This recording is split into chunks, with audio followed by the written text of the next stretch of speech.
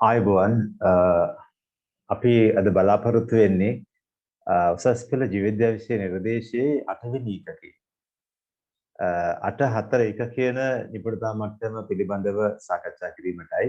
ඊට වැදගත් නිපුණතා මට්ටමක් වද මේ පාරිසරික ප්‍රශ්න පිළිබඳව ගෝලීය ගැටලු පිළිබඳව තමයි මේ නිපුණතා මට්ටමින් සලකා බලන්න බලාපොරොත්තු වෙන්නේ. ඔබ දන්නවා දැනටමත් පෘථිවියේ විශාල වශයෙන්ම තර්ජනයන් කීපයක් තියෙන එක තමයි මේ ගෝලීය උණුසුම වැඩි. ඉතින් ග්ලෝබල් වෝර්මින් කියලා කියනවා. ඒ වගේම තමයි අපි දන්නවා ඕසෝන් ස්තරය ක්ෂය වෙනවා. ඒ වගේම අම්ල වැසි පතිත වෙනවා. ඒ වගේම කාන්තාරකරණය සිදු වෙනවා. අපේ විෂය නිර්දේශයට අදාළව අපි මේ ගෝලීය ගැටලු හතර පිළිබඳව සලකා බැලිය යුතු වෙනවා. ඉතින් මම බලාපොරොත්තු වෙනවා ප්‍රථමයෙන්ම ඔබ සමග සාකච්ඡා කිරීමට කෙටි කාලයක් වෙන් කර ගැනීමට විශේෂයෙන්ම ඕසෝන් ස්තරයේ ක්ෂය වීම පිළිබඳව අධ්‍යයනය කිරීමට. අපි ඉතින් ඒකට අවස්ථාව යොදා ගමු.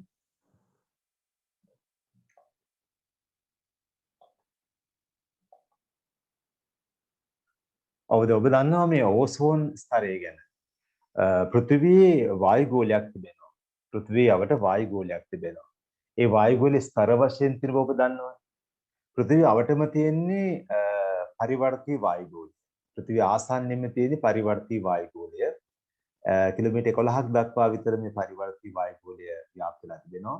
ඉන් අනතුරුව තිබෙන්නේ කිලෝමීටර් 11 සිට 80 දක්වා විතර කලාපයට අදාළ වෙන්නේ අපරිවර්තී වායුගෝලය. අපි සාමාන්‍ය ස්තර ගෝලය කියන්නේ ඒ කලාපයට තමයි.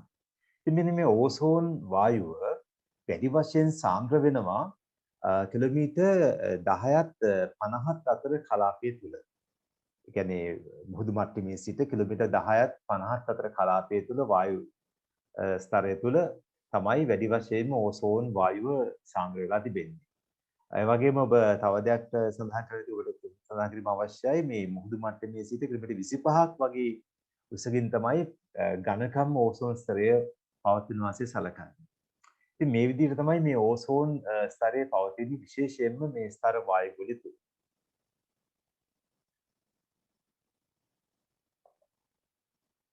පෘථිවි වායුගෝලයේ ස්තර ගෝලයේ විශේෂයෙන්ම කිලෝමීටර් 10ත් 50ත් අතර කලාපයේ තමයි ඕසෝන් අංශු බෙහෙවින් ව්‍යාප්ත වෙලා තිබෙන්නේ. ඉතින් අපි මේ ඕසෝන් ස්තරය සලකනවා අපව ආරක්ෂා කරන ආරක්ෂක ආවරණයක් හැටියට. හේතුව තමයි මේ සූර්යාගේ සිට පෘථිවිය කරා පතනය වෙනවා විශේෂයෙන්ම මේ පාරජම්බුලු විකිරණ. ඔබට මේ රූපසරහනේ පැහැදිලිව පෙන්වලා තියෙනවා සූර්යාගේ සිට පාරජම්බුලු විකිරණ පෘථිවිය කරා ළඟා වෙන ආකාරය. ඉතින් පෘථිවිය වටේට තියෙන ඕසෝන් ස්තරය. වටේට ඕසෝන් ස්තරයක් තියෙනවා. ඒ ඕසෝන් ස්තරය මගින් පෙන්වු කරලා තියෙනවා UV කිරණ කපා හරින ආකාරය. UVA, UVB සහ UVC වශයෙන් ඒකේ වර්ගීකරණයක් තියෙනවා පාරජම්බුලු විකිරණ වල. ඔබට පැහැදිලිව පේනවා මේ UVA කිරණ වලට යන්න අවස්ථාව ලබා දීලා තියෙනවා. ඒ වගේම UVB කිරණ වලින් යම් ප්‍රමාණයක් තමයි ඒතකොට යොමු කරගන්නට අදාළ වෙන්නේ. UVC කිරණ ඇතුළු කරගන්නේ නැහැ මේ ඕසෝන් ස්තරය හරහා. ඉතින් මේ ඕසෝන් ස්තරයේ විශේෂයෙන්ම ඕසෝන් සාන්ද්‍රණය අපි මනින ඒකකයේ වශයෙන් සඳහන් කරලා තියෙන්නේ ඩොබ්සන් ඒකක. ඩොබ්සන් ඒකකෙන් තමයි මේ මිනුම් කරන්නේ ඕසෝන් සාන්ද්‍රණය. ඕසෝන් සාන්ද්‍රණය ඩොබ්සන් ඒකක 350 සිට 500 අතර අගයක් තමයි මේ සාමාන්‍යයෙන් පැවතිය යුතු පවතින ඕසෝන් සාන්ද්‍රණයේසේ සැලකන්නේ. ඔබ මතක තබා ගන්න මේ ප්‍රමාණය ඩොබ්සන් ඒකක 350 සිට 500 අතර අගයක් තමයි සාමාන්‍යයෙන් ඕසෝන් ස්තරයක අඩංගු වන ඕසෝන් සාන්ද්‍රණය. ඉතින් මේ ඕසෝන් සාන්ද්‍රණය වායුගෝලයේ තුල නියතව පවතිනවා. වෙනස් නොවි පවතින තත්ත්වයක් තමයි ඔබ තේරුම් ගන්න ඕනේ. කොහොමද ඒක වෙන්නේ? ඕසෝන් සාන්ද්‍රණය නියතව පවතින්නේ මේ ඕසෝන් සහ ඔක්සිජන් අතර තමයි මේ තුල්‍යතාවය පවතින්නේ. ඔක්සිජන් පරිවර්තන වෙන ඕසෝන් බවට. ඕසෝන් පත් වෙන ඔක්සිජන් බවට. එයම මෙන්න මේ ඔක්සිජන් සහ ඕසෝන් අතර තමයි මේ හෝමාරුව නැත්නම් මේ පරිවර්තනයේ මේ සම්ප්‍රදාය ක්‍රියාත්මක වන්නේ. දැන් බලන්න මේ ඔක්සිජන් වලට ආලෝක ශක්තිය ලැබෙනකොට වෙලා තියෙන දේ බලන්න. පේනවා. ඔව්.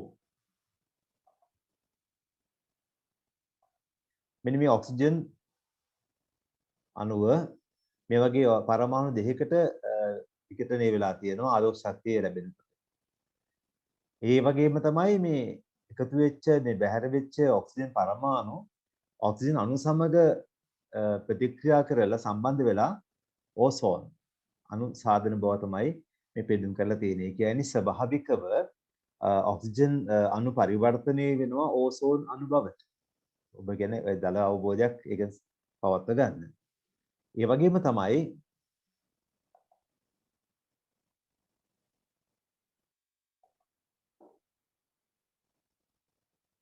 ඕසෝන් අණු මතට සූර්ය ශක්තිය පතනය වෙනකොට ඒ අණු විඝටනය වෙලා ඔක්සිජන් අණු සමග ඔක්සිජන් පරමාණු පිළියෙල වෙනවා.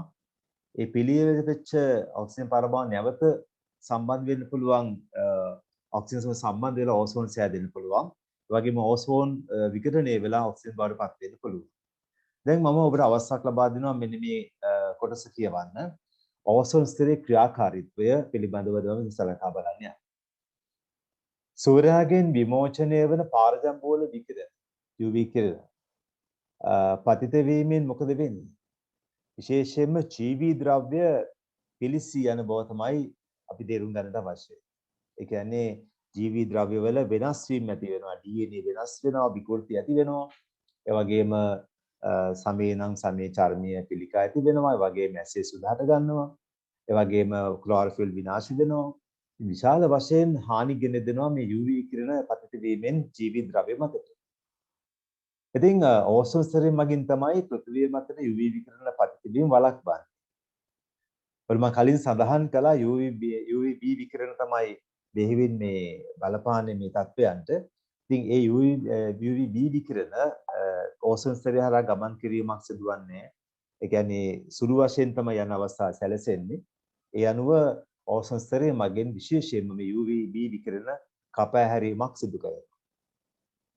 ඉතින් මේ සමහර UV විකිරණ වැදගත් දැන් කියන්නේ සමහර UV විකිරණ ඔක්සිජන් මතට පතිත වුණාට පස්සේ මොකද වෙන්නේ? ඔක්සිජන් පරමාණු නිකුත් කරනවා. අය බලන්න සමහර UV විකිරණ ඔක්සිජන් මතට පතිත වීමෙන් අනතුරුව ඔක්සිජන් පරමාණු නිකුත් කරනවා. මේ තියකොට තියෙන අවස්ථාව තමයි. මේ ඔක්සිජන් අණුව පරමාණු බවට පත් වෙලා තියෙන UV විකිරණ වල බලපෑම. දැන් මෙලෙස සකස් වෙච්ච ඔක්සිජන් පරමාණු ඔක්සිජන් අණු සමග සම්බන්ධ වුණාම ඕසෝන් සෑදිලා තියෙනවා. අපිට මේකෙන් තේරුම් ගන්න දේ තමයි UV විකිරණය හේතුවක් වෙනවා, වැදගත් වෙනවා ඕසෝන් අණු අතවශ්‍යම නිපදවා ගැනීමට. ඒ නිපදවා ගැනීමේ සමතුලිතතාවයට UV විකිරණ වල වැදගත්කමක් තිබෙනවා. අපි දැන් බලමු කොහොමද ඕසෝන් ස්තරය ක්ෂය වෙන්නේ කියලා. දැන් ලොකු ප්‍රශ්නයක් මතුවලා තියෙනවානේ මේ ඕසෝන් ස්තරය ක්ෂය වෙනවා කියලා. ඒ කියන්නේ ඕසෝන් සාන්ද්‍රය නෙන අඩු වෙනවා. අපි දන්නවා මේ ඩොබ්සන් ඒකක වලින් තමයි මේක පිදුම් කරන්නේ. දැන් වාර්තා වෙලා තියෙනවා මේ 1970 සිට ඇන්ටාර්ක්ටිකාවේ දක්ෂිණ ධ්‍රවයට ඉහළින් ඒ පවතින ඕසෝන් ස්තරය දෙහිවින් තුනී වී පවතින බව. ඒක වාර්තා වෙලා තියෙනවා. ඔබට දැන් මම අවස්ථාව ලබා දෙන්න ගැන නිරීක්ෂණය කරන්න. මේ දක්වලා තිබෙන්නේ මේ නිල් පාට කලාපයක් පේනව නේද? ඒ නිල් පාට කලාපයෙන් පෙන්වුම් කරන්නේ ඕසෝන් අඩු කලාපයක් වෙන බවයි.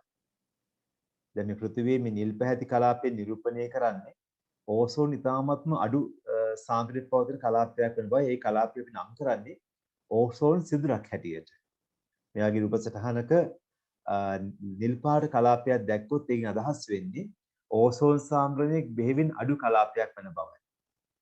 ඉතින් අපිට ඒක වාර්තා වෙනවා මේ ඩොබ්සන් ඒකක 200 දක්වා අඩු වෙනකොට තමයි මේ වගේ මේ ඕසෝන් සිදුරක් කියලා සැලකන්නේ.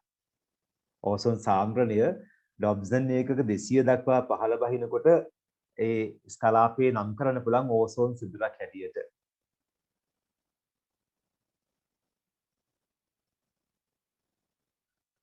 දැන් අපි සඳහන් කළානේ ස්තර වායු ගෝලයේ ඕසෝන් නිපද වෙනවා ඒ වගේම ඕසෝන් විනාශයටපත් වෙනවා ඔක්සිජන් බවට පරිවර්තනය වෙනවා.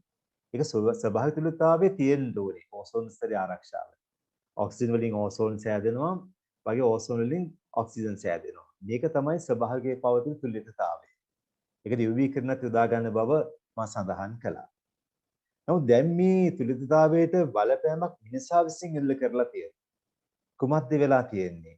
ඒ මානව ක්‍රියාකාරීත්වයන් යටතේ භයානක සංයෝගයක් වශයෙන් සැලකෙන මේ ක්ලෝරින් වගේම ෆ්ලෝරින් සංඝටක පරමාණු පවතින CFC ක්ලෝරෝෆ්ලෝරෝකාබන් වැනි සංඝටක මිනිසා විසින් නිපදවලා ඒව භාවිතා කරනවා මහා පරිමාණී ශීතකරණ යන්ත්‍රවල වගේම වායු සමන යන්ත්‍රවල වගේ විසිරුම් කාරකයක් හැටියට විශේෂයෙන්ම ඔය සුවඳ විලවුන් වල භාවිත විසිරුම් කාරකයක් වශයෙන් CFC දෙහිවින් භාවිතා කරමින් පැවතුන අයම්ස කාල සීමාවක් තුළ. ඉතින් ඒ කාලෙදි මොකද වෙන්නේ? CFC එකතු වෙනවා බාහිර වායු ගෝලයේ. ඔබ මේ දකින්නේ CFC අණුවක පැහැදිලි ඉදිරිපත් කිරීමක්. වගේම ක්ලෝරින් පරමාණු මෙතන 3ක් පේන්න තියෙනවා. වගේම ෆ්ලෝරින් පරමාණුවක් තියෙනවා, කාබන් පරමාණුවක් තියෙනවා. ඉතින් මේ සංයෝගය අපි අඳුන ගන්න ඕනේ. CFC ක්ලෝරෝෆ්ලෝරෝකාබන් වශයෙන් අපිට සලකන්න පුළුවන්.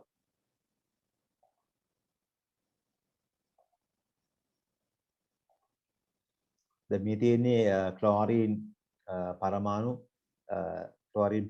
3ක් පේන්න තියෙනවා ඔබට. ක්ලෝරින් පරමාණු 3ක් පේන්න තියෙනවා. මේ තියෙන්නේ ෆ්ලෝරින් පරමාණු, මේ තියෙන්නේ කාබන් පරමාණු. ඒ අනුව මේ CFC සංයෝගය ඉදිරිපත් කිරීමක් තමයි පෙන්වන්න කරලා තියෙන්නේ. දැන් වෙලා තියෙන්නේ මොකද්ද මේ CFC සංයෝගවල මේ ක්ලෝරින් තියෙනවනේ. ඒ ක්ලෝරින් විමෝචනය වෙනකොට බැහැර වෙනකොට ඒ ක්ලෝරින් බැහැර වෙනකොට ඒ ක්ලෝරින් පරමාණු ගිලා හානි කරනවා, බලපෑම් එල්ල කරනවා ඕසෝන් අණුවට. බලන්න මේ රූපෙන් පැහැදිලි වෙයි. දැන් මෙතන තියෙනවා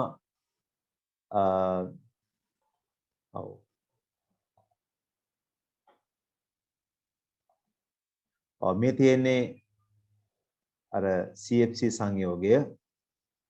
CFC එතන තියෙනවා. මෙතනින් මේ ක්ලෝරින් ගැලවුණොත්, ක්ලෝරින් වෙන් වුණොත් ඒ ක්ලෝරින් පරමාණුව ගිහිල්ලා මේ බලපෑම් එල්ල කරනවා ඕසෝන් අණුවලට. මේ ක්ලෝරින් ගිහිල්ලා මෙතනින් බලපෑම් එල්ල කරනවා ඕසෝන් වලට. ඊට පස්සේ ඕසෝන් වලින් මේ ඔක්සිජන් පරමාණු මෙතනින් වෙන් කරනවා. පරමාණු වෙන් කරලා පස්සේ එතනින් ඕසෝන් බිඳෙනවා. මේ වෙන් වෙන ක්ලෝරින් පරමාණුවකට පුළුවන්කම තියෙන ඕසෝන් ලක්ෂයක් පමණ විනාශ කරලා දාන්න, විකරණය කරන්න. ක්‍රියාකාරී ක්ලෝරින් ඛණ්ඩ පරමාණු නිකුත් වෙනවා මේ CFC වලින්. ඒ CFC වල තියෙන මේ ක්ලෝරින් පරමාණුට පුළුවන්කමක් තියෙනවා ඕසෝන් අණු ලක්ෂයකට පමණ ප්‍රමාණයක් විකටනය කරලා ඕසෝන් අණු බිඳහෙලීමකට භාජනය කරනවා. ඉතින් මේ ආකාරයෙන් ඕසෝන් අණු වලට විකටනය කරවන්න සම්බන්ධ වෙනවා එන්න මේ ක්ලෝරින් පරමාණු.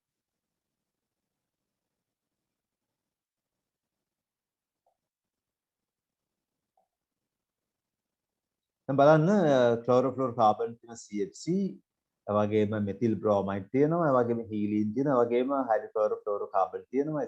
CFC සංයෝග තමයි විශේෂයෙන්ම මේ ඕසෝන් ස්තරයට හානි කරන මිනිසා විසින් නිර්මිත සංයෝග වශයෙන් සැලකන්නේ.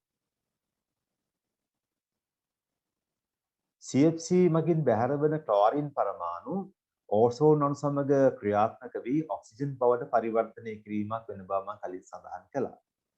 ඒ වගේම මේ ක්ලෝරින් පරමාණු පුළුවන්කම තියෙනවා ඕසෝන් අණු වලට හානි කරන්න, ඒ වගේම ඔක්සිජන් බවට පරිවර්තනය කිරීමේ හැකියාව තිබෙනවා. ඉතින් මේ විදිහට ස්තර වායු ගෝලයේ මොකද වෙන්නේ දැන්? ක්ලෝරින් පරමාණු වල තියෙන බලපෑම යටතේ ඕසෝන් සාන්ද්‍රණය අඩු වෙලා යනවා. ඕසෝන් සාන්ද්‍රණය අඩු වෙනකොට වෙන ප්‍රශ්න තමයි පෘථිවිය මතට ළඟා වෙන UV කිරණවල තීව්‍රතාවය වැඩි වෙනවා. UV කිරණ තීව්‍රතාවය වැඩි වෙනවා කියන්නේ එතකොට විශාල වශයෙන් ජෛව විවිධත්වයට හානි වීමක් සිදු වෙනවා. ඒ ජෛව පදාර්ථයන්ට වෙනසක් ඇති කරනවා, DNA වෙනස් වීමට භාජනය කරනවා. දැන් බලමු මේ ඕසෝන් ස්තරයේ ක්ෂය වීමේ බලපෑම මොනවද කියලා අපි නිර්දේශන අනුකූලවම ස්තර ගෝලය තුළ ඕසෝන් ස්තරයේ ක්ෂය වීමෙන් තමයි මේ UVB විකිරණ වායු ගෝලය වෙත වැඩි වශයෙන් එකතු වන්නේ. මුලින් බලන්නේ අපි ශාක මත ඇති කරන බලපෑම් පිළිබඳ. ඔව් කායික විද්‍යාත්මක විකසන ක්‍රියාවලිය කෙරෙහි විකිරණ බලපෑමක් සිදු කරනවා. විශේෂයෙන්ම මේ මම කලින් සඳහන් කළා ජීව විශේෂවල ප්‍රවේණික සංයුතිය. ප්‍රවේණික පදාර්ථයේ වෙනස් වීමට හේතු වෙනවා කියලා මෙන්න මේ UVB විකිරණ. ඒ වගේම පරිසර පද්ධතිවල ජෛවිකත්වය වෙනස් කරන විවිධත්වයේ අඩු කරවීමට තමයි මේ බලපෑම් ඉල්ල කරන්නේ. විශේෂයෙන්ම සාගරයේ අපි දන්න විශාලම පරිසර පද්ධතිය සාගරය. ඒ සාගරයේ විශේෂයෙන් මුහුදු ආහාර ජාලවල පදනම් වෙන්නේ කුමක්ද? සමස්ත මුහුදු ආහාර ජාල පදනම් වෙන්නේ ශාක ප්ලවාංග. ඒ ශාක ප්ලවාංග කියලා කිව්වේ අන්වීක්ෂීය ප්‍රාථමික නිෂ්පාදකයන් කණ්ඩායමක්. ඒ වගේම අන්වීක්ෂීය නිෂ්පාදක කණ්ඩායමක් මේගොල්ලෝ විශාල වශයෙන්ම මේ කාබන් ඉවත් කිරීමට වායුගෝලයේ කාබන් ඩයොක්සයිඩ් පෘථිවියෙන් වැඩි වශයෙන්ම කාබන් ඩයොක්සයිඩ් ඉවත් කිරීම සඳහා සාමාන්‍ය 60ක 70 විතර ප්‍රතිශතයක් ඉවත් කිරීමට සම්මාදන් වෙන්නේ මේ ශාක ප්ලවාංග. ඉතින් ප්ලවාංග වලට ඍජු වශයෙන්ම බලපෑම් එල්ල කරනවා මෙන්න මේ UVB විකිරණ. ඒවා අනුව ප්‍රවාංග විනාශ කරවීමට තමයි දායකත්වය ලබා දෙන්නේ. ඒ වගේම අපි දන්නවා මත්ස්‍යයන්, කකුළුවන්, කූනිස්සන්, ඒ වගේ වේශීවීන්ගේ විශේෂයෙන්ම මේ පූර්ව විකසන අවධිවල ඒවා කීට අවධිවලට දරණු හානි පමුණවනවා මේ CFC වලින් බලපෑම් එල්ල කරන මේ විශේෂයෙන්ම UVB විකිරණ වල බලපෑම යටතේ මේ කුඩා මේ සතුන්ගේ පූර්ව විකසන අවස්ථාවට හානිකර තත්ත්වයන් ඇති වෙනවා. ඒ වගේම තමයි ආහාර ජාලවල සංයුතිය අඩු කරනවා කියන්නේ ආහාර දාම කෙටි වෙනවා, ආහාර දාම දිග අඩු වෙනවා, ඒ වගේම ආහාර ජාලයේ සරලතාවයටපත් වෙනවා. මොකද ආහාර දාම කෙටි වෙනවා කියන්නේ ජීවි නියෝජනය අඩු වෙනවා කියන එකනේ. ආහාර ජාලය ස්වභාවයෙන්ම එතකොට මොකද වෙන්නේ? සරලතාවයටපත් වෙනවා.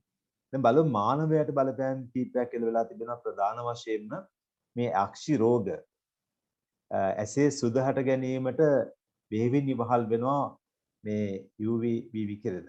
ඒ වගේම සම මතට පතිත වෙන විකිරණ නිසා සමේ සෛලවල චර්මීය සෛලවල DNA වෙනස් වීමෙන් සමේ පිළිකා හට ගැනීමකට භාජනය වෙනවා.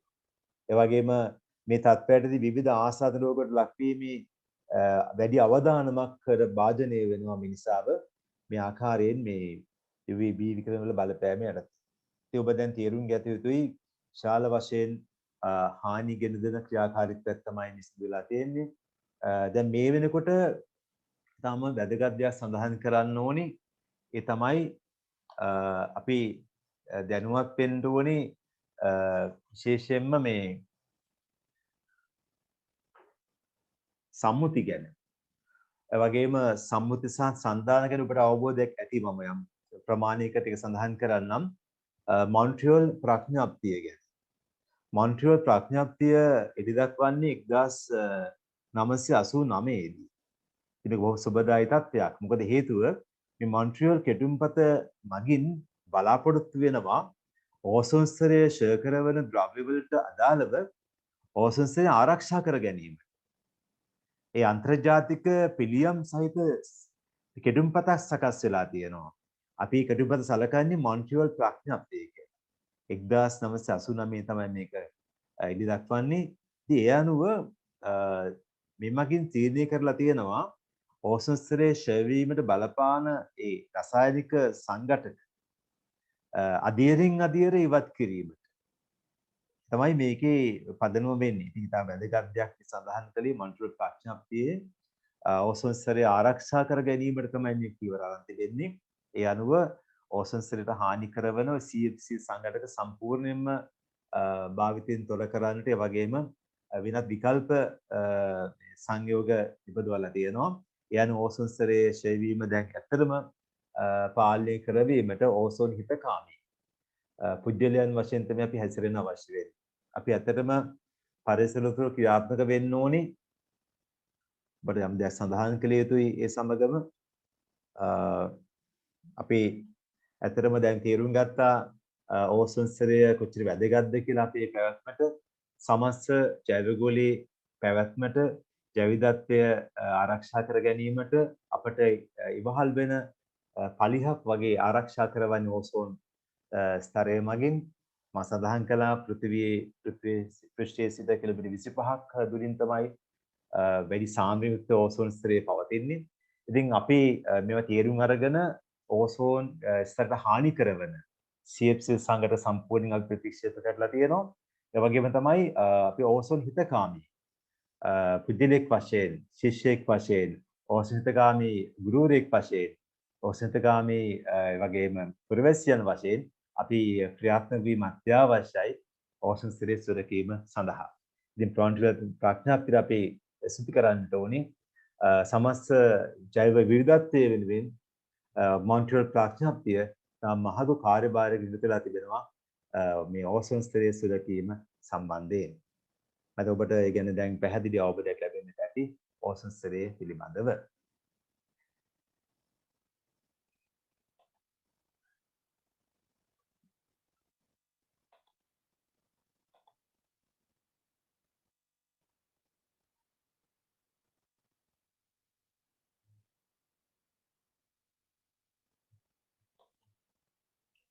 මා කැමති ඔබේ අවධානය යොමු කරන්නට තවත් වැදගත් මාතෘකාවක් සම්බන්ධව ඒ අම්ල වැසි පිළිබඳව.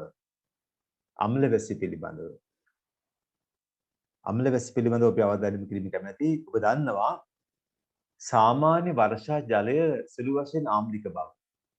සාමාන්‍ය වර්ෂා ජලය සුළු වශයෙන් ආම්ලිකයි. ඒකට හේතුව ඔබ දන්නවා නේද? වායුගෝලයේ කාබන් ඩයොක්සයිඩ් තියෙනවා. ඒ කාබන් ඩයොක්සයිඩ් ජලය සමග ප්‍රතික්‍රියා කළාම හැදෙනවා මේ කාබනික් අම්ලය. මේ H2CO3 කියන්නේ කාබනික් අම්ලය. ඒ කාබනික් අම්ලය ඊට පස්සේ මේ ආකාරයෙන් විඝටනය වෙනවා. ඒ අනුව H+ අයන නිකුත් වෙනවා. ඒ අනුව ආම්ලිකතාවයක් ගෙන දෙනවා. එහෙනම් වර්ෂා ජලය සුළු වශයෙන් ආම්ලික උනේ ඇයි? වර්ෂා ජලය තුල කාබන් ඩයොක්සයිඩ් දිය වෙලා ඒ අනුව කාබනික් අම්ලය සෑදිලා තියෙනවා. ඒ කාබනික් අම්ලය පසුව H+ අයන නිකුත් කරමින් විඝටනය වෙලා තියෙනවා. ඒ අනුව වර්ෂා ජලයේ සාමාන්‍ය pH අගය 5.6කට පමණ අඩු වෙලා තියෙනවා. ඒ අනුව වර්ෂා ජලයේ සාමාන්‍ය pH අගය ඔබ මතක තබා ගැනීම අවශ්‍යයි. pH අගය 5.6ක් පමණ වෙනවා වර්ෂා ජලයේ pH අගය. ඉතින් අම්ල වැස්සක් කියලා සලකන නම් මේ pH අගය මේ අගයට වඩා අඩු වගයක් වෙන්න ඕන. කිසියම් වර්ෂාවක pH අගය වර්ෂාවේ ජලයේ pH අගය 5.6ට වඩා සැලකිලි මට්ටමින් අඩු වෙලා තිබෙනවා නම් අපිට මේ වර්ෂාව නැත්නම් වැස්ස අම්ල වැස්සක්සේ සලකන්න පුළුවන්. සාමාන්‍ය වාර්තා වෙන ආකාරයට ප්‍රබලව හානි කර දෙන අම්ල වැස්සක pH අගය 4ක් හෝ 3ක් වගේ අගයකට පහළ බහැලා තියෙන්න පුළුවන්. එවැනි pH අගය 3ක් හරි 4ක් හරි වශයෙන් වාර්තා වන වර්ෂා ජලයේ තියෙන වැස්සක් අපි සලකන්නේ අම්ල වැස්සක් හැටියට. සාමාන්‍යයෙන් මතක තියාගන්න pH අගය 5.0ට වඩා අඩු pH අගය සහිත වර්ෂාව සලකනවා අම්ල වැස්සක් හැටියට. දැන් මේක ප්‍රබල ප්‍රශ්නයක් පතු කරලා තියෙනවා මේ වෙනකොට විශේෂයෙන්ම ඔය අපි දන්නවා කිරිගම්ඩු ප්‍රතිමා තියෙනවා ඒ වගේම ලෝහමය ලෝහ වලින් සාදපු ගොඩනැගිලි තියෙනවා. ඒවට මේ අම්ල එකතු වීමත් එක්ක ඒවා දි รา පත් වෙනවා. ඒ වගේම බෙහෙවින් විකාදනය වෙනවා. ඉතින් ඒ නිසා ප්‍රබල ප්‍රශ්නයක් මතු කරවනවා කර්මාන්ත ශාලා අධික ප්‍රදේශවල කාර්මික ප්‍රදේශවල අම්ල වැස්සට ගැනීම සාමාන්‍ය වාර්තා වෙනවා. ඉතින් කොහොමද අම්ල වැස්සක් හටගන්නේ?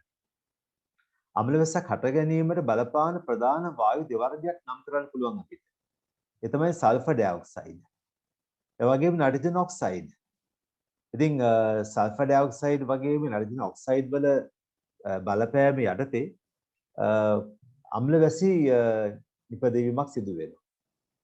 ඉතින් ඔබ දන්නවා නේද මේ පාංශු ද්‍රාවණයේ තිබෙනවා සල්ෆේට් අයන. පාංශු ද්‍රාවණයේ තියෙනවා සල්ෆේට්. ඉතින් මේ සල්ෆේට් අයන පාංශු ද්‍රාවණයේ තියෙනවා සල්ෆේට් අයන. ඉතින් ශාකයේ මුල පද්ධතියේ මුල කේශ මගින් පහසෙන්ම මේ සල්ෆේට් අයන ශාකයේ වෙතට අවශෝෂණය කරගන්නවා. මේ උරාගන්න සල්ෆේට් අයන ඊට පස්සේ ශාක සෛල තුල විවිධ සංශ්ලේෂණයන්ට සහභාගී කරනවා. ඔබ දන්නවා දැනටමත් ප්‍රෝටීන වල සල්ෆර් අඩංගු වෙනවා. ප්‍රෝටීන වල සල්ෆර් සංඝටකයක් හැටියට. එතකොට මෙතියෝනින් ඒ වගේම ගත්තොත් ඔව් මෙතියෝනින් වල සල්ෆර් තියෙනවා. ඒ වගේම ඔව් මෙතියෝනින් වගේ සල්ෆර් සහිත ඒ ඇමයිනෝ අම්ල සහභාගී වෙනවානේ ප්‍රෝටීන සංශ්ලේෂණයේ. ඒ අනුව ප්‍රෝටීන වල සල්ෆර් නියෝජනය වෙනවා. ඉතින් ප්‍රෝටීන වල සල්ෆර් තියෙනවා. ඒ වගේම මේ ශාකමය කොටස් ශාක වල සාමාන්‍යයෙන් 124 දක්වා ප්‍රමාණයකට අදාළව සල්ෆර් නියෝජනයක් ශාකවල තියෙනවා. ශාක පදාර්ථවල 124 දක්වා ප්‍රතිශතයක් සල්ෆර් තියෙන්න පුළුවන්. ඉතින් මේ ශාකමය ශාක කොටස් පස් කඳුලින් යට වෙලා අවුරුදු 100,000 ගාණක් තුල වියෝජනයේ වෙමින් දැඩි පීඩනයකටදී පැවතුනම තමයි ගල් අඟුරු ඒ වගේම අපි දන්නවා ෆොසිල් ඉන්ධන පිළිලවන්නේ. ඉතින් වර්තමානයේ කැණීම් කරලා ගන්න ගල් අඟුරුවට ප්‍රභවයේ තිබිලා තියෙන්නේ පේලියොසිටිගේ කාබිෆරස් අවධියේ පැවති වනාන්තර කොටස් තමයි පස් වලින් යට වෙලා ඒ වියෝජනයටපත් වෙමින් ගල් අඟුරු බවට පත් වෙලා තියෙන්නේ. අද අපි කැණීම් කරලා ගල් අඟුරු වශයෙන් ගොඩගන්නේ ඒ ගල් අඟුරු වල විශාල අතීතයක් තියෙනවා. ඉතින් කාබිෆරස් අවධිය දක්වා දිවෙනවා ඒ අතීතය. ඉතින් මේ ගල් අඟුරු වල ඒ වගේම ෆොසිල් ඉන්ධන වල අර ශාකවල කොටස් පවතින නිසා අර ඒවත් සල්ෆර් වැඩි වශයෙන් නියෝජනය වෙනවා. සාමාන්‍ය 1.4 ප්‍රමාණයක් ඒ ගල් අඟුරුවත් සල්ෆර් තියෙනවා. ඉතින් මේ ගල් අඟුරු බෙහෙවින් භාවිතා කරන්නේ විශේෂයෙන් කර්මාන්ත ශාලාවල තාප ජනනය. තාපය ජනනය කර ගැනීමට ගල් අඟුරු භාවිතා කරනවා. ෆොසිල් ඉන්ධන ඔය පෙට්‍රල් ඩීසල් භාවිතා කරනවා රථ වාහනවල ඒ ශක්තිය ජනනය කරගන්න. ඉතින් මෙවැනි ඉන්ධන දහනයේ මොකද වෙන්නේ? අර ශාක පදාර්ථයේ තිබූ සල්ෆර් ටික දැන් එකතු වෙන්නේ සල්ෆර් ඩයොක්සයිඩ් වල බැහැර වෙනවා. එහෙනම් මේ අර පසේ තිබූ සල්ෆේට් අවශෝෂණය කරගෙන ප්‍රෝටීන් බවට පත් කරගෙන පසේ පදාර්ථ වියෝජනය වෙලා ෆොසිල් ඉන්ධන බවට පත් වෙලා ඒ ෆොසිල් ඉන්ධන දහනය කිරීමේදී ඒ සල්ෆර් එකතු වෙනවා වායු ගොඩයට සල්ෆර් ඩයොක්සයිඩ් ආකාරයෙන්. ඉතින් මෙහෙම තමයි එකතු වෙන්නේ මූලික වශයෙන් සල්ෆර් එකතු වෙන වායු ගොඩය. ඉතින් වායු ගොඩයේදී මොකද වෙන්නේ? සල්ෆර් ඩයොක්සයිඩ් එකතු වෙනවා වර්ෂා ජලයත් එක්ක ප්‍රතික්‍රියා කරලා සල්ෆර් ඩයොක්සයිඩ් සල්ෆර් ට්‍රයොක්සයිඩ් වෙනවා. අවසානයේදී ජලය සමග තවත් ප්‍රතික්‍රියා කරලා සල්ෆරික් අම්ලය බවට පත් වෙනවා. සල්ෆරික් අම්ලය ආම්ලිකතාවය khනිජ අම්ලයක්. ඒ අනුව pH එකේ අඩු වෙනවා. වර්ෂාවේ pH එක අඩු වෙනවා. pH එක 3-4 දක්වා අඩු වෙලා යනවා. ඒ වගේමයි ඔය නයිට්‍රජන් එකතු වෙන ආකාරය. නයිට්‍රේට් ඒ වගේම පසේ නයිට්‍රේට් තියෙනවා. ඒ වගේම ඇමෝනියම් අයන තියෙනවා. ඔබ දැනගත යුතුයි ශාකයක් නයිට්‍රජන් ලබා ගන්න ප්‍රධාන අයන දෙවර්ගයක් තියෙනවා. ඒ තමයි නයිට්‍රේට් අයන. ඒ වගේම තමයි ඇමෝනියම් අයන. ඉතින් මේ අවශෝෂණී පස්සේ මොකද වෙන්නේ? ඒත් නයිට්‍රජන් භාවිතා කරනවා න්‍යෂ්ටික අම්ල වලට. ඒ වගේම ප්‍රෝටීන වල සංඝටක වශයෙන් මේ භාවිතා වෙනවා. ඉතින් ඒ විදිහට බැලුවම ඒ ශාක ද්‍රව්‍ය විශේෂයෙන්ම ඔය වියෝජනය වෙනකොට වගේම අපි දන්නවා නිර්වායු වියෝජනය වෙනකොට බැහැර වෙනවා මේ නයිට්‍රජන් ඩයොක්සයිඩ් බැහැර වෙනවා. ඒ වගේම නයිට්‍රජන් එකතු වෙනවා වායු ගෝලයට. ඉතින් නයිට්‍රජන් නයිට්‍රි හරණයෙන් තමයි එකතු වෙන්නේ වායු ගෝලයට. ඉතින් වායු ගෝලේ නයිට්‍රජන් 70%ක් ප්‍රමාණයක් නයිට්‍රජන් තියෙනවා. ඉතින් අර රථ වාහනවල එන්ජින් එක ආශ්‍රිතව ඒ දහනය සිදු වෙනකොට ස්පාර්ක් වෙන නිසා ඒ ස්පාර්ක් වෙන කලාපේ නයිට්‍රජන් සහ ඔක්සිජන් ප්‍රතික්‍රියා කරලා නයිට්‍රජන් ඔක්සයිඩ් හැදෙන්න පුළුවන්. නයිට්‍රජන් ඩයොක්සයිඩ් හැදෙන්න පුළුවන්. මේ ආකාරයෙන් නිරන්තරයෙන් වායු වල එකතු වෙන නයිට්‍රජන් ඩයොක්සයිඩ් එකතු වෙනවා.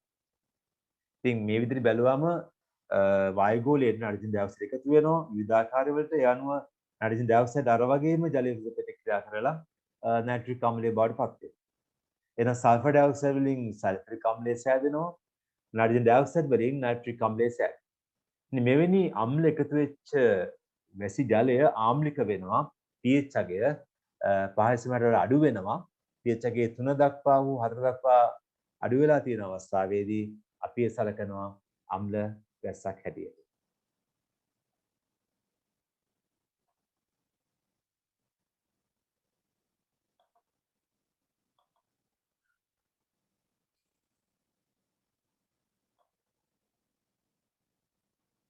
ඔබට දැන් බලන්න පුළුවන් පැහැදිලිව තියෙනවා සල්ෆර් ඩයොක්සයිඩ් නයිට්‍රජන් ඔක්සයිඩ් පිළිබඳව සඳහන් කරලා තියෙනවා.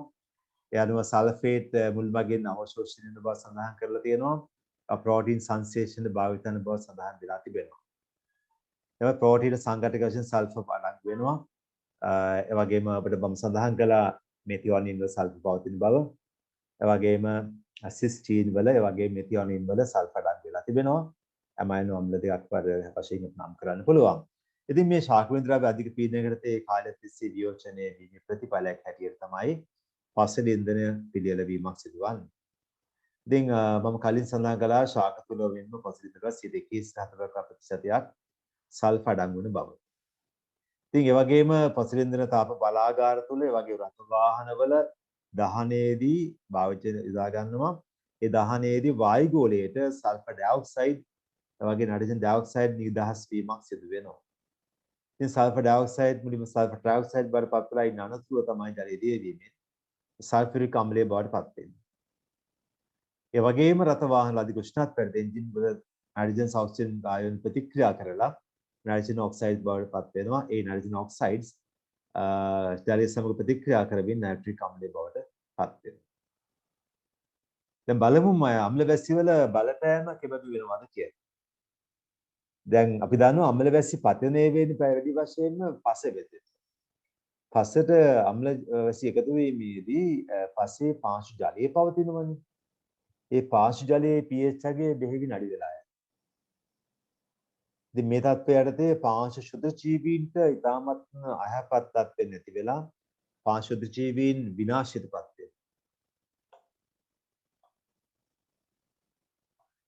ඒ වගේම ආම්ලිකතාවයේ යටතේ ජීවීන්ගේ ප්‍රෝටීන දුස්වභාවීකරණය වෙනවා. විශේෂයෙන් එන්සයිම ප්‍රෝටීන දුස්වභාවීකරණය වීමේදී අපි දන්නවා පරිවෘත්තීය ක්‍රියාවට බලපෑමක් එල්ල වෙනවා. එන්සයිම් වලින් තමයි මේ පරිවෘත්තීය ක්‍රියාවන් උත්තේජනය කරන්නේ. ඉතින් මේ ආකාරයෙන් එන්සයිම් ප්‍රෝටීන දුස්වභාවීකරණය වීම තුළ ප්‍රධාන වශයෙන් ගැටලු මතුවෙනවා පරිවෘත්තීය ක්‍රියාකාරීත්වයන්. ඒ ශුද්ධ ජීවි විනාශ වීමෙන් ඔවුන් සම්බන්ධ වෙන්නේ විශේෂයෙන්ම වියෝජනීය සම්බන්ධයෙන්. පසේ පවතින කාබනික ද්‍රව්‍ය මල ද්‍රව්‍ය වියෝජනය කරවි බහිස්තර එන්සයිම් ස්‍රාවය කරමින් වියෝජනය කරවීම තමයි ශුද්ධ ජීවීන් බෙහෙවින් දිලීර සහ බැක්ටීරියා සහභාගී වෙන්නේ. ඒ අනුව ඔවුන්ට හානි වෙනකොට මේ වියෝජන කාර්ය අසාර්ථක වෙනවා. මේ වියෝජන කාර්ය අසාර්ථක වෙනවා කියන්නේ පස්සට khනිජ පෝෂක එකතු වෙන එක අසාර්ථක වෙනවා. ඒ අනුව පසේ සරු භාවය අඩු වෙලා යනවා. ඒ වගේම පසේ ජීවත් වෙනවනේ පසේ පවතින දිලීර පාංශු දිලීර ශාක මුල් සමග යුතුලා සාදනවා අනිරදර සංගමයක් සාදනයක අපි නම් කරන්නේ දීර්ඝ මුඩ සංගමය කියලා. මයික්‍රෝරයිසා කියලා කියනවා. මේ සංගම් වල නියෝජනයන් අසාර්ථක වෙනවා දිලීර විනාශයටපත් වෙලා. පසුවෙතට අම්ලයක් වැසි එකතු වීමෙන් මොකද වෙන්නේ? පාංශු කලිල සංකීර්ණය කියලා සංකීර්ණයක් තියෙනවා. ඒක සාමාන්‍යයෙන් කොපර්, ඇලුමිනියම් වැනි ලෝහ වගේම ඊයම් ඒ වගේම ලෙඩ් ඒ වගේම මර්කරි වැනි බැරලෝහත් සම්බන්ධ වෙලා තියෙනවා. ප්‍රශ්නේ තියෙන්නේ මේ වගේ අම්ල H+ අයන එකතු වෙනකොට ඒ පාංශු කලිල සංකීර්ණයට සම්බන්ධ වෙලා තිබුණු ඔය බැරලෝහ ඊයම් මර්කරි වැනි බැරලෝහ කොපර්, ඇලුමිනියම් වගේ ලෝහ පහසුවෙන් නිදහස් වෙන පාංශු ද්‍රාවණය. H අයන එකතු වෙනවා මේ මුල ද්‍රව්‍ය පාංශු ද්‍රාවණයට එකතු වෙනවා.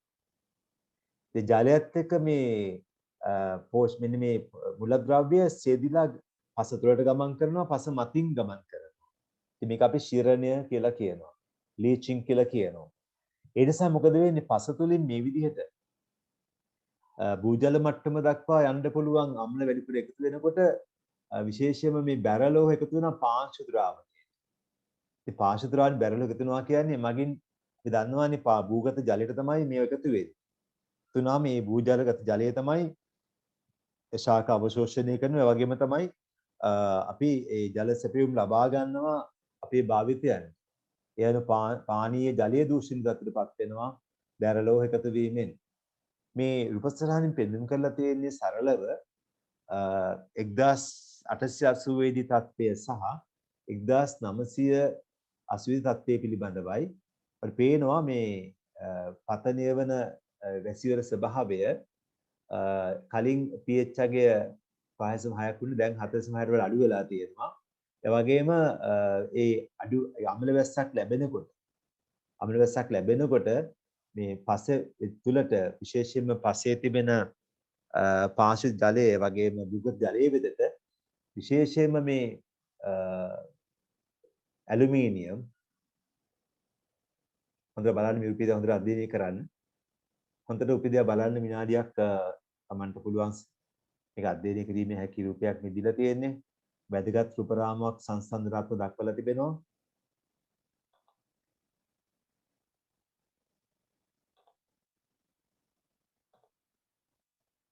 දැන් මෙතන pH අගය 4යි කියලා පෙන්නලා තියෙනවා. මෙතන 5.6යි කියලා පෙන්නනවා. සාමාන්‍යයෙන් අම්ල වැස්සක තත්ත්වයට වම් පැත්තේ මේ පෙන්නලා තියෙනවා. දැන් මේ අම්ල වැස්සක් ලැබෙන අවස්ථාව. දැන් 1980 දී අම්ල වැස්සී මේ දැඩහැලෙන බව පෙන්වන මේ අවකාශය. අම්ල වැස්සක් එකතු වීමේදී තවත් pH එක අඩු වෙමින් දැන් ඒ pH එක අඩු වෙච්ච ජලය එකතු වෙනවා පස්සේ.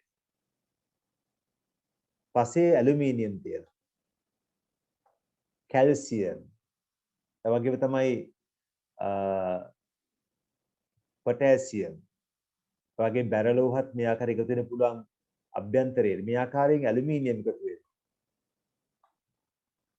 පාංශු ජලයට වගේම භූගත ජලයට එකතු වෙනවා. මේ ආකාරයෙන් මේ ලෝහ වැඩිපුර එකතු වෙන බව තමයි පෙන්වලා තියෙන්නේ. පස්සේ ජලයේ වෙතට එන ජලය දූෂණය වෙනවා. එනි මෙවැනි ලෝහ එකතු වීමෙන්. ඉතින් මේ රූපයෙන් ඉතා පැහැදිලි වෙනවා කාලයත් එක්ක එලිතිලා දින තත්ත්වය පැහැදිලි වෙනවා. අම්ල වැසි ඇදහැලෙනකොට පාංශු ද්‍රාවණයට විශේෂ පස්සේ තිබෙන භූගත ජලය වෙත බෙහෙවින් ලෝහ එකතු වෙන බව තමයි මේ රූපයෙන් පැහැදිලි කරලා තියෙන්නේ.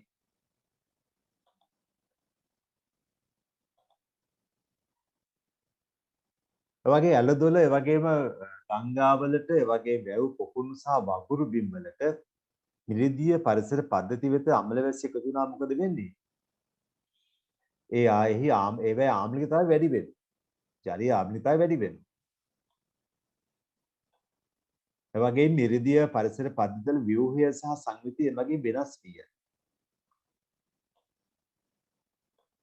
වනාන්තරවලට අම්ල වැසි ක්‍රමයෙන් ඇදීමේදී පතනය වීමේදී විශේෂයෙන්ම ගස් ඒ වගේම කුඩා පැල ඇති වල ප්‍රබල ලෙස බලපෑම් පත්‍ර තමයි විනාශයටපත් වෙන්නේ මූලික වශයෙන්.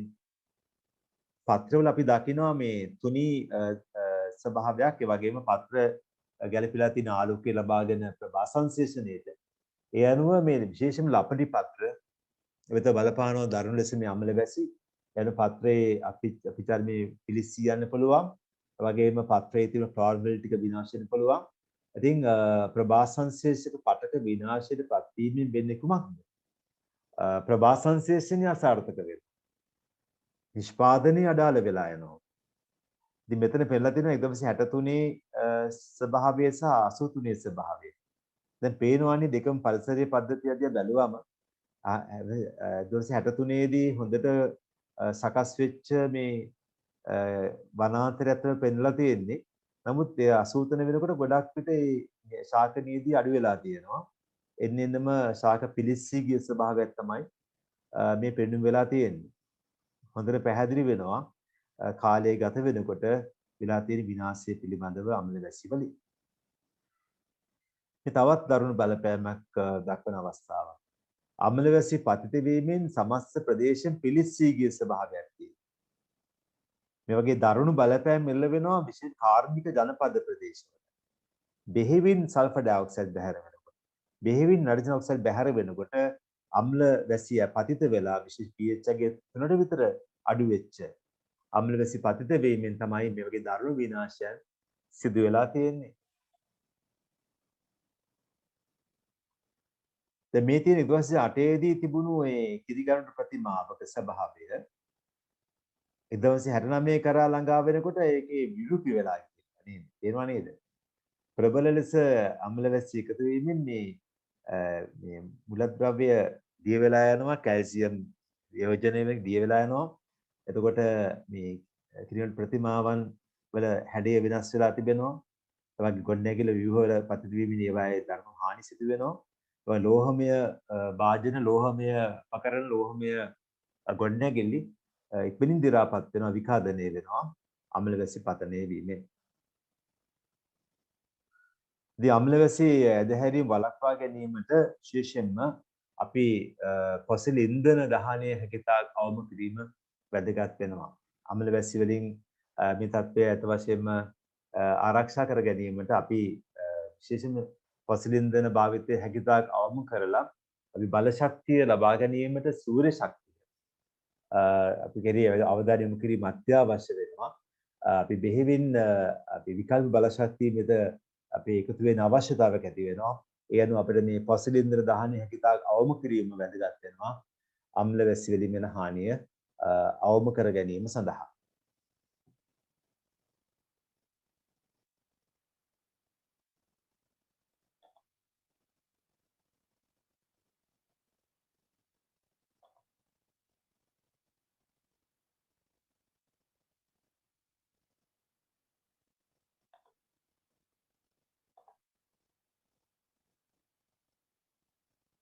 ඔබට දැන් අවසර ලබා දෙනවා අපේ සම්පත් ග්‍රන්ථයේ තිබෙන ඔසෙන්සි ෂෙවීම පිළිබඳව සහ ඒ වගේම ඔබට දැන් මතක් කිරීම සඳහා මම සම්පත් ග්‍රන්ථයේ කොටස ඔබට ප්‍රදර්ශනය කරනවා ඕසෙන්සි ෂෙවීම හා සම්බන්ධව ඒ ගැන ඔබට හොඳට කියව ගන්න පුළුවන් සම්පත් ග්‍රන්ථයේ මේක සඳහන් වෙලා තිබෙනවා ඒකෙත් අර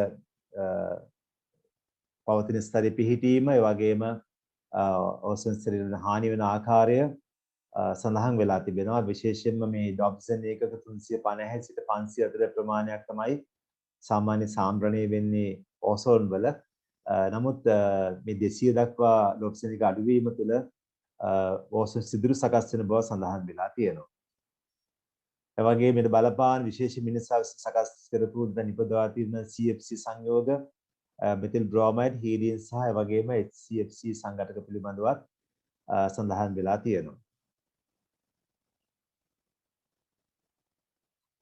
විශේෂයෙන්ම බලපෑම් වශයෙන් UVB විකිරණ වල බලපෑම සඳහන් වෙනවා. ඒ අනුව අසීමිත ලෙස සෞඛ්‍ය මත බලපෑම් එල්ලවෙන බව අක්ෂි රෝග, සමී පිළිකා, ආසාදන රෝග සඳහා විභව්‍ය අවදානමක් පවතින බව සඳහන් වෙලා තිබෙනවා. ඒ වගේම ශාකවල කායික විද්‍යාත්මක විකසන ක්‍රියාවලි වල UVB විකිරණ දරුණු බලපෑමක් වන බව සඳහන් වෙලා තිබෙනවා. ඒ වගේම තමයි ජීව විශේෂවල සංයුතියේ විශේෂයෙන්ම ප්‍රවේණික පදාර්ථයේ වෙනස් වීම වලට කෘති වලට හේතු වෙන බව සඳහන් වෙනවා. එනි මේ UVB විකිරණ ජෛවිකත්වයේ විනාශ කරනවා පරිසර පද්ධතිවල වගේම ශාක ප්ලවාංග විද ඍජුවම බලපාමින් නිෂ්පාදකයන්ගේ ඝනත්වය අඩු කරනවා. ඒ වගේම මත්ස්‍යයන්, කුණිස්සන්, කකුළුවන්, උභයජීවීන් වෙනස් සතුන්ගේ පූර්ව විකසන අවස්ථාවට හානි පමුණවන බව සඳහන් වෙලා තිබෙනවා. ඒ වගේම තමයි අපි අවධානය යොමු කළා අපේ විශේෂයෙන්ම අම්ලවැසි සම්බන්ධයෙන් විශේෂයෙන්ම සල්ෆර් ඩයොක්සයිඩ් පිළිබඳව සඳහන් වෙනවා. ඒ වගේම තමයි නයිට්‍රජන් ඩයොක්සයිඩ් වල බලපෑම යටතේ තමයි මේ අම්ලවැසි ප්‍රතිඵල වෙන්නේ. සාමාන්‍ය වැසි ජලයේ pH අගය දීලා තියෙනවා 5.6 කියලා දීලා තියෙනවට මතකයි. ඊට වඩා අඩු වුණොත් තමයි අපි අම්ලවැස්සක් වශයෙන් සලකන්නේ. ප්‍රබල අම්ලවැස්සක pH අගය pH අගය 3-4 වගේ අගයකට අඩු වෙලා තියෙන පුළුවන්. ප්‍රධාන වශයෙන්ම බලපාන්නේ ෆොසිල් ඉන්ධන දහනයයි. ඒ වගේම නයිට්‍රජන් ඔක්සයිඩ් නිදහස් වීමට විශේෂයෙන්ම ෆොසිල් ඉන්ධන බලපානවා. ඊට අමතරව තමයි වාහනවල ක්‍රියාකාරීත්වයේදීත් පම්ප නයිට්‍රජන් ඔක්සයිඩ් සකස් වෙන බව සඳහන් කළා. ඉතින් සල්ෆරික් අම්ලය හැදෙනවා සල්ෆර් ඩයොක්සයිඩ් වලින් නයිට්‍රජන් ඔක්සයිඩ් වලින් නයිට්‍රික් අම්ලය හැදෙනවා. ප්‍රබලම බලපෑම එළවෙන්නේ කීදිකරණ ප්‍රතිමා ඒ වගේම ගොඩනැගිලි වල ව්‍යුහ වෙනස් කරනවා. ඒ වගේම වැව් පොකුණු ගංගා මිරිදිය ජලාශවල ආර්ද්‍රතාවය වැඩි කරනවා. ඒ වගේම මිරිදිය පරිසර පද්ධතිවල UV සහ සංයුතිය වෙනස් කරනවා. ඒ වගේ පාංශු ශුද්ධ ජීවීන් විනාශ කිරීමට පස්සේ සරුභාවය අඩු කරවීමට මේ අම්ල වැසි ඉවහල් වෙනවා. විශේෂ කොපර් ඇලුමිනියම් වගේ ලෝහ ඒ වගේම ලෙඩ් මර්කියරි වැනි බැරලෝහ ශීරණයට ඒ කියන්නේ ජලයත් එක්ක නිදහස් වෙනවා ජලයට අම්ල නිසා H+ අයන නිසා ඒ වගේම ඒවා ගලාගෙන යනවා ජලයට එකතු වෙලා ජලය දූෂණය කරන තත්ත්වයටපත් වෙනවා. ඉතින් ඒ වගේම අම්ල වැසි වනාන්තර වලට සහ වගේම පැලෑටි වලට ඍජු වශයෙන් බලපෑම් එල්ල වෙන බව තමයි සඳහන් වෙන්නේ. ඉතින් අද මේ අපි සලකා බැලුවේ මේ වැඩසටහනින් විශේෂයෙන්ම මේ ඕසන් ස්තරයේ ශවීම සහ අම්ල වැසි වල බලපෑම පිළිබඳවයි. අද ඔබට අවස්ථාවක් උදා වුණා පැහැදිලිව මේ ඕසන් ස්තරයේ ශවීම සහ ඒ වගේම අම්ල වැසි පිළිබඳව පැහැදිලි මම හිතන අවබෝධයක් ලබා ගත්තා. අපි මේ සාකච්ඡා කළේ විශේෂ නිර්දේශයට අනුකූලව බව දැන් පැහැදිලි වෙනවා. ඔබට මම යෝජනා කරනවා එන්න මේ අම්ල වැසි පිළිබඳව සහ වගේම ඕසන් ස්තරයේ ශවීම පිළිබඳව හොඳ අවධානයක් තියාගන්න. ඒ වගේම කෙටි ඉස්සරහකට එන්න පුළුවන් මේ මාතෘකාවෙන් එකක් එන්න පුළුවන් කෙටි ඉස්සරහකට. එම આવොත් පැහැදිලිව මේ කරුණු ඉදිරිපත් කරන්න ඔබ හොඳ මතකයක් තියාගෙන ඉන්න. විශේෂයෙන්ම මේ පරිසර ප්‍රශ්න පිළිබඳව අපි දැන් මේ වැඩසටහනෙන් අපි අවධාරණය කළේ ඕසන් ස්තරයේ ඡය වීම සහ අම්ල වැසි පිළිබඳවයි. හොඳයි. අයබෝවන්.